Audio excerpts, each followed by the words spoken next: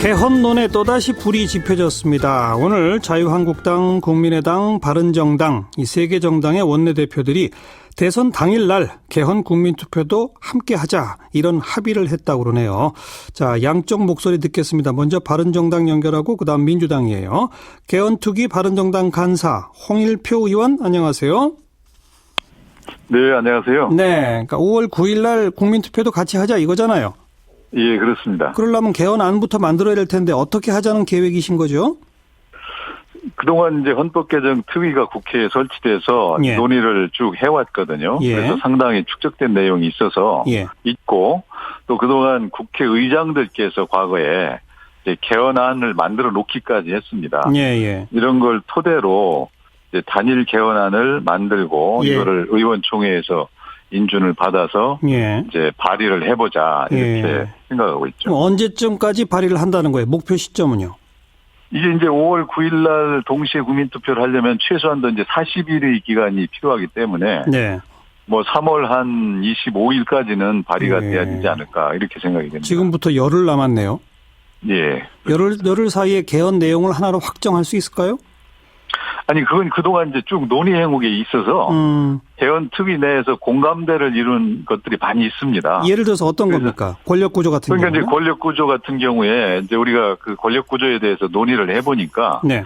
개헌 특위에 소속된 의원님들의 90% 이상이 예. 이제 분권형 대통령제. 예. 그러니까 대통령을 직선으로 선출을 하되, 네. 네, 대통령을 직선 선출하고 국무총리는 국회에서 선출해서 예. 행정권을 대통령과 국무총리가 분할하는 예. 이런 내용의 권력 구조를 다 선호하고 있기 때문에 예. 이런 부분에 대해서는 뭐 큰 이의가 없다 이렇게 생각하고 직선 대통령은 뭐 4년 중임제 이렇게 가는 겁니까? 그거는 이제 4년 중임제냐 6년 단임제냐 이런 이견이 있지만 예. 현재는 이제 4년 중임제로 해서 예. 예를 들어서 2020년에 동시에 국회의원 총선과 대선을 하면은 예. 이제 같이 맞춰 나가자. 예. 그렇게 생각하고 있죠. 예. 그리고 그렇게 해서 만약 4년 중임제로 하게 되면 말이죠. 이번에 대선에서 뽑히는 사람은 2020년까지만 하는 겁니까? 아니면 2020년 이후도 가능한 겁니까? 이제 그거는 우리가 정하기 나름인데 네. 이제 현재 뽑히는 사람의 임기를 3년으로 예. 단축해서 2020년에는 새로운 헌법에 의해서 대통령 선거를 다시 하자. 예. 이렇게 하고 있죠. 그러니까 그 새로 2020년에 하는 대통령 선거에 이번에 예. 뽑힌 대통령은 다시 출마할 수 있는 거예요? 없는 거예요?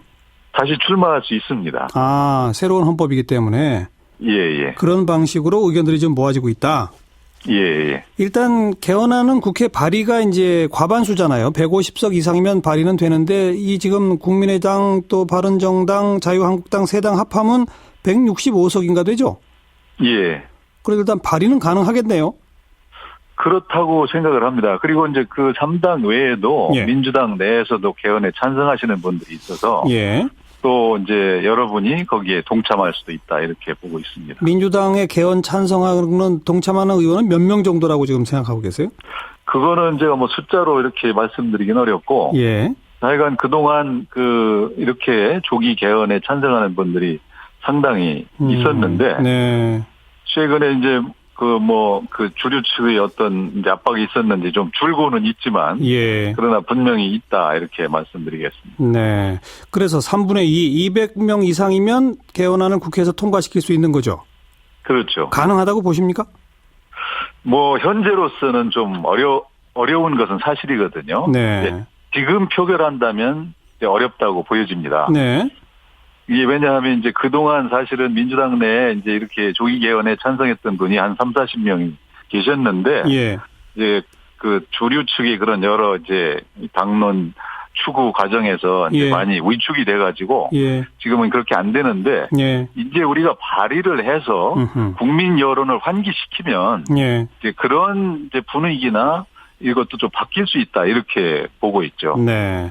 자, 이제 계획의 말씀을 쭉 들었고 지금 이제 비판적으로 지적하시는 분들이 우선 첫 번째가 이번에 개헌하더라도 어차피 시행되는 건 2020년부터 아니냐. 그러면 2018년 지방선거 때 같이 개헌하는 거랑 무슨 차이가 있느냐. 왜 굳이 이렇게 열흘 만에 안을 만들어서 뭐 한 40일 만에 빨리 해치우려고 하느냐. 이건 어떻게 생각하세요? 지금 이제 지방선거 때 개헌하자 이렇게 얘기를 하는 것에 대해서 네. 이제 그렇게만 될 수 있으면 좋은데 예. 지금 우리가 과거의 경험을 보면 대선이 끝난 뒤에는 개헌 가능성이 거의 없지 않느냐 이런 생각이 강합니다. 네. 역대 정부의 많은 대통령들이 개헌 공약했지만 하나도 못했잖아요. 네. 내년 지방선거까지 이제 지금 당장 5월 9일 새 대통령이 당선되면 예. 새로운 개혁 정책을 펼쳐야 될 거 아니에요. 예. 그런데 개헌이라는 거는 공론화를 해보면 많은 이슈가 제기돼서 뭐 백가쟁명식 토론이 벌어지기 때문에 예. 이제 국정에 대한 시선이 분산된다. 예. 이런 것 때문에 계속 개헌을 못 해왔거든요. 예. 근데 새로운 당선되는 분도 그런 문화에서 벗어나기 어렵다. 이렇게 보고 있는 것이죠. 그러니까 아예 쐐기를 박아놓자. 네. 오히려 지금 대통령이 공백인 이 시기가 개헌이 적기다. 네. 이렇게 보고 있는 겁니다. 자, 두 번째 지적은 또 이겁니다. 방금도 표현하신 개헌을 논의하기 시작하면 온갖 이슈가 나와서 백가장명식 토론이 된다. 사실은 국민의 기본권 문제, 그다음 뭐 혁명적인 어떤 지방 분권의 문제, 뭐 통일 대비 문제, 개헌에 담길 내용은 더 많지 않습니까? 근데 그거를 지금 열흘 안에 다 정리한다는 건 좀 불가능한 거 아닌가요?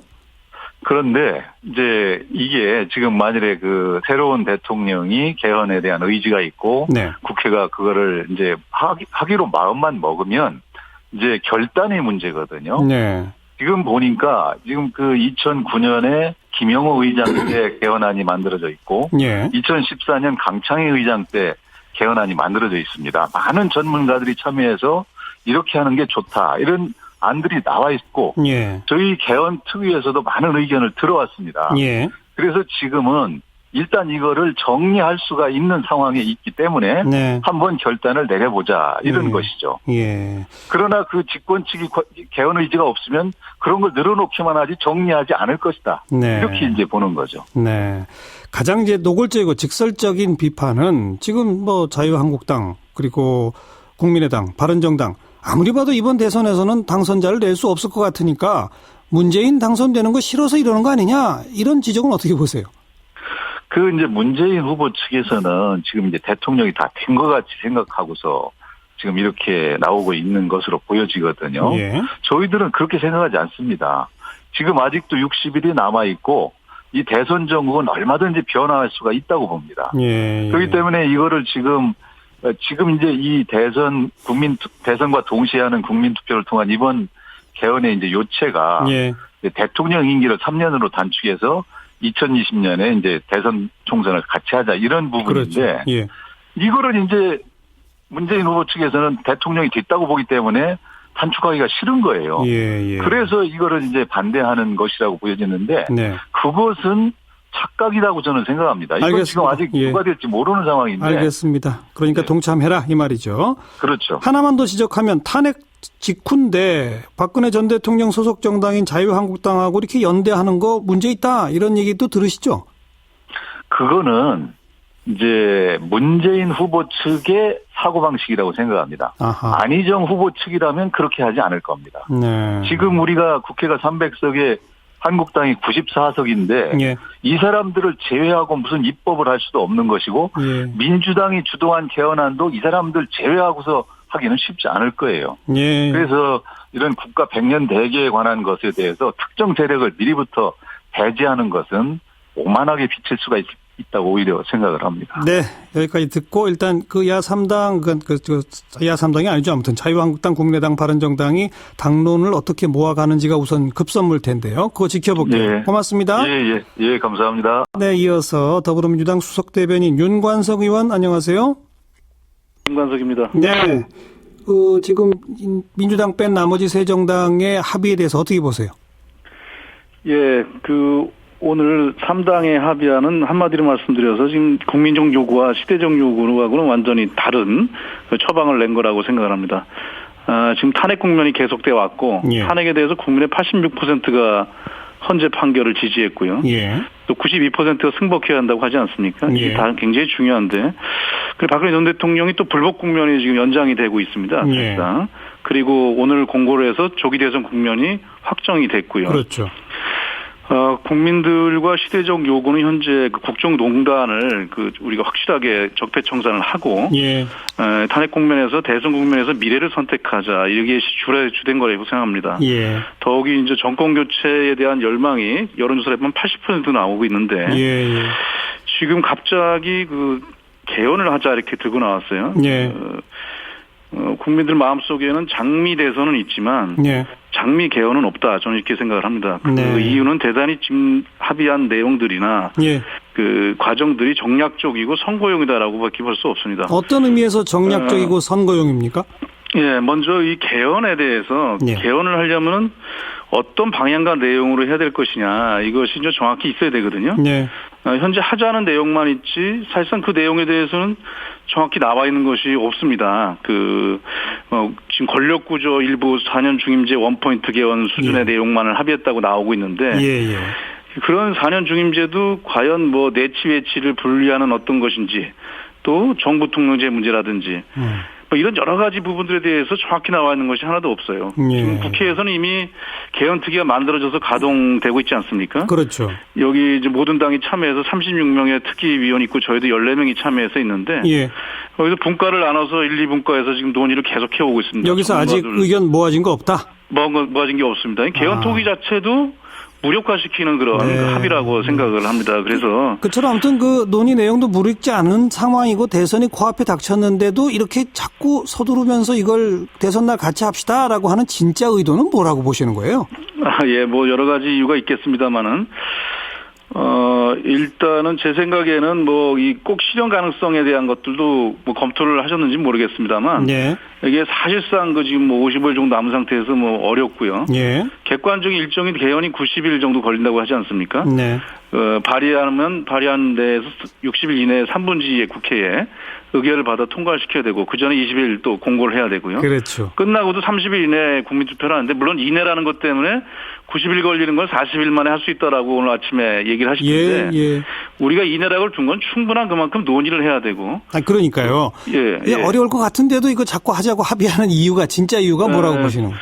저는 그래서 아까도 말씀드렸지만 대단히 선거용이라고 생각을 합니다. 선거용, 지금. 그러니까. 예. 지금 아까 국정농단에 대한 국민들의 교체 열망이 높지 않습니까? 예. 그래서 정권 교체 프레임이 워낙 강하고, 또 저희 민주당의 지금 45%에서 50%의 정당 지지도가 꾸준히 계속되고 있습니다. 그렇죠. 또 후보들의 세 분의 후보의 합산이 거의 55에서 60%까지 가는 이런 대선의 압도적인 지지 우위가 있다 보니까 다른 당에서 또 다른 새로운 프레임을 만들려고 하는 개헌 전선이라는 이걸 만들기 위해서 인위적으로 오늘 합의를 만들었다 이렇게 생각이 되고요. 아니 개헌 전선 새로운 프레임이라면 지금 자유한국당, 국민의당, 바른정당 3개 정당이 합쳐서 한 명의 후보를 낸다는 그건 좀 앞뒤가 안 맞는 거 아닐까요? 특히 자유한국당이 끼어있기 때문에. 예, 그렇죠. 근데 개헌이라는 걸 가지고 일종의 제가 볼 때는 플랫폼을 구축하는 거라고 생각을 합니다. 개헌을 명분으로 해서 다양한 그런 정치 세력들을 좀 군소 정치 세력들을 모으는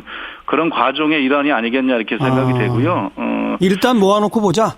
예, 지금 다른 어떤 대책들을 세우기 어려워서 그런 것인지, 개헌이란 중차대한 문제를 선거용이나 정량용으로 쓰고 있는 게 아닌가, 또는 일시적인 집합용으로 사용하고 있는 것이 아닌가라는 의구심이 듭니다. 그렇지 않다면 국회에 개헌특위가 진행되고 있는데 아무 논의도 지금 아직 결과물이 안 났는데 서둘러서 내용 없이 합의해서 발표하는 것이 이해가 안 갑니다. 논의가 충분하지 않다는 건 분명히 맞는 지적이시고, 근데 다만 지금 국민적 시대적 요구는 정권 교체에 모여져 있다 이렇게 말씀하고 계시잖아요. 네, 그렇습니다. 근데 이 다른 세 정당도 정권 교체하지 말자는 게 아니다. 그러니까 대통령 선거도 그대로 하고, 그래서 정권 교체도 이루어내면서 동시에 개헌도 하자는 거다 이렇게 주장할 수 있을 것 같은데 그건 어떻게 보세요?